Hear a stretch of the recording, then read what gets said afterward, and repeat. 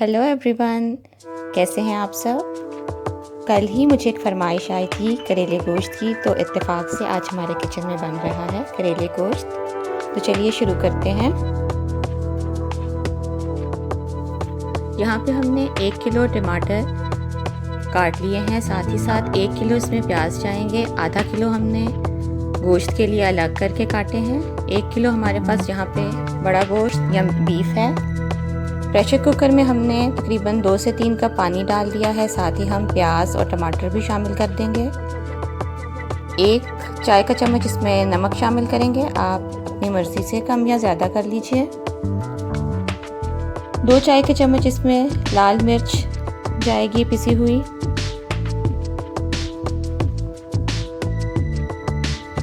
यहाँ पे हम आधा चाय का चम्मच हल्दी डाल देंगे और 1 चाय का चम्मच इसमें जाएगा पिसा हुआ धनिया। और भी जो मसाले आपको पसंद हैं वो आप इसमें शामिल कर सकते हैं। गरम मसाला आप भूनते वक्त डालिएगा। लहसुन का पेस्ट इसमें जाएगा 2 खाने के चम्मच, या फिर 20-25 आप जवे ले लीजिए और ऐसे ही शामिल कर दीजिए प्रेशर कुकर में। 15-16 मिनट हम इसको पकाएंगे कि गोश्त अच्छी तरह से गल जाए। तो अपने कुकर के हिसाब से इसको प्रेशर का टाइम दे दीजिए। 1 किलो हमारे पास यहाँ पे करेले हैं। यहाँ पर हमने करेलों को छील के काट के नमक लगा कर रखा हुआ था। इसको पानी से हमने धो लिया है और एक कढ़ाई में 1 कप हमने तेल ले लिया है। कटे हुए करेले हम इसमें फ्राई कर लेंगे। इनको इतना ही तलें कि ये थोड़े से ऊपर से ब्राउन हो जाएं।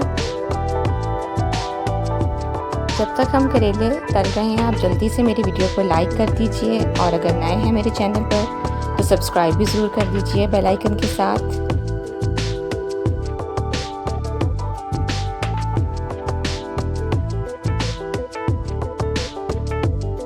यहाँ पे गोश्त हमारा गल चुका है। हमने आंच को तेज़ कर दिया है ताकि पानी जल्दी से खुश्क हो जाए।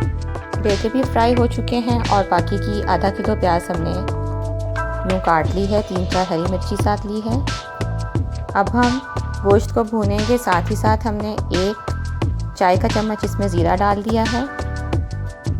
आधा चाय का चम्मच हमने अजवाइन ले ली है और आधा ही चाय का चम्मच हम इसमें शामिल करेंगे गरम मसाला। अब 4 से 5 खाने के चम्मच तेल शामिल करके हम गोश्त को बहुत अच्छी तरह से भून लेंगे। यहाँ पे आप थोड़ी सी अदरक भी शामिल कर सकते हैं। अब भुने हुए गोश्त में हमने आधा किलो कटी हुई प्याज शामिल कर दी है और साथ में 4-5 हरी मिर्ची साबित डाल दी है।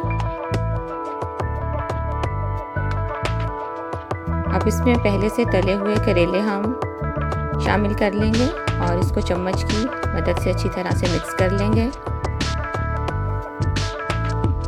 अब हम ढक्कन देके इसको तकरीबन 30 मिनट पकाएंगे और बीच बीच में चम्मच चलाते रहेंगे।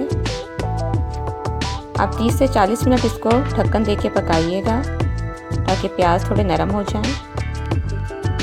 ये देखिए हमारे मज़ेदार से करेले गोश्त तैयार हो चुके हैं।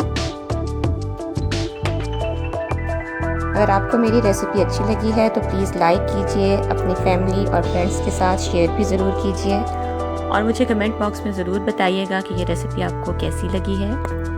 Thank you.